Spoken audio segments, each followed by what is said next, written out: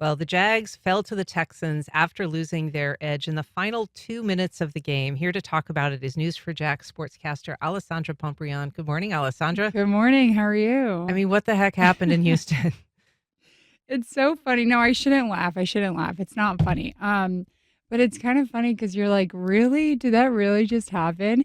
My roommate, who doesn't know much about football, I love Gretchen so much, but she doesn't know much about football. She was like, "Oh, they'll be good. They can bounce back." And I was like, there was 3:30 left in the clock, and there was something that I was like, this doesn't feel right. Like something's gonna happen. And then yeah, and then they threw it away. I mean, it was just it's embarrassing. It really is embarrassing. The only thing you had to do was run the ball and just hold the ball, run down the clock, which is it's doable with 3 minutes and 30 seconds because you also have the 2 minute timeout for the 2 minute warning. But they didn't do that. They decided their drive was like 46 seconds long, and they gave the Texans, 3 minutes basically at that point, a little under 3 minutes to drive down the field and of course score their touchdown. The guy that caught the winning touchdown was a former Jaguar too, which is just Oof, like, oof, I ouch. know, Salt in right? the wound. That's why you kind of just have to, you're just like, really? Did that really just happen? That's why I'm like, I don't want to laugh because it's not funny, but I mean, you kind of do have to chuckle because you're like, is this really the state of the Jaguars right now? Like, I feel like, did someone put a spell on them? That's what I was thinking. I was telling my roommate, I was like, I think someone put a spell on them. Like That's your something. diagnosis. Yeah, that's my. Just an actual curse. I'm like, because it's a good team with good players, but someone must have put a spell on them. I completely believe that stuff. Okay, So I Alessandra. think Well, that's what. we're gonna wrap the show. No, I'm just kidding. So, 24-20 ended up being the final score, right? They're zero for Yeah. four. hmm Um, they haven't been that bad since Urban Meyer, right? Yeah, this is the second time they would start 0-4 since in the past 4 years, 5 years. The last time was during Urban Meyer's year when they started 0-5. Yeah, in 2021 they started 0-5. So that doesn't sound great. Hopefully, history's not repeating themselves.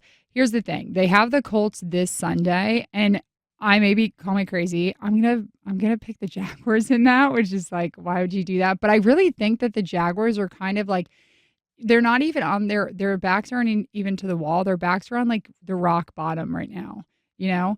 And I think that, you can only look up from there. So I think, they're going against the Colts. Anthony Richardson got a little banged up. He had some hip injury in the game. Then he went back in the game, and I think it didn't help. So he'll be a little banged up, which is good because Anthony Richardson, I really like Anthony Richardson, obviously a Gator guy, but I just think he's a good quarterback, young guy.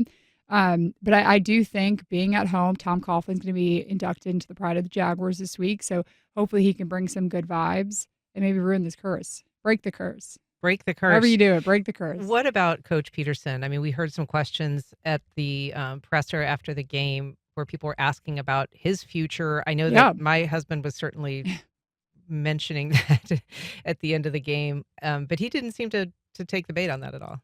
No, no. And I mean, listen, Doug Peterson is such a veteran, but you have to remember, it's not like he's not a good coach. Like he has Super Bowl rings. So obviously he's a good coach.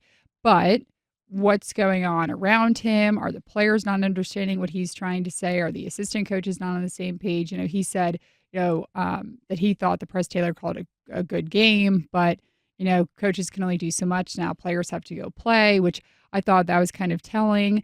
But at the same time, you know, something has to change. The way that they're going right now, it seems like it's the same game plan and they can't. It needs to completely change because obviously an 0-4 start is not good. He says he's not worried about his job. I don't know. Right now I don't think, I think I'd be a little worried. You're 0-4. In the beginning of the season, Shad Khan said the expectation is to win and they haven't won yet. So I think, his boss is probably not too happy with him, but I don't know. I don't think I think he's okay. I don't think he's good right now. I think he's okay though, in my opinion. It doesn't seem like the vibe is that he's about to get right now about to get fired in the season. I don't think. What is the controversy with the play calling and Press Yeah. Taylor? What's happening there about who's calling the plays and whether that should be happening in the way that it is. Yeah, I know. That's is the biggest debate. But Doug Peterson has said it's kind of like, what, who cares who calls the plays, Well, I mean, you Um, care if they're working, right? no, of course, 100%. And I think that's why a lot of people have talked about, the reason why it was such a big debate is because at the end of last season, he said, oh, yeah, everything is going to be reevaluated. And so he kind of insinuated by what the question was asked that play calling was going to be reevaluated.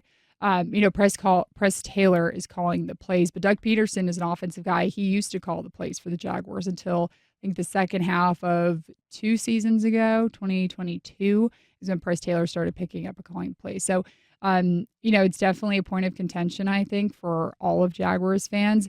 But at the end of the day, I do think, whoever's calling the plays, maybe that, who knows? I think the players just also have something to do with that too. Well, we're going to circle back with you after this next game. This is our supernatural sportscaster Alessandra Pontbriand. She wants to break the curse, and we'll see, next week what happens. Hopefully. Right? Thank you, Alessandra, for being here. Really appreciate it. Thank you.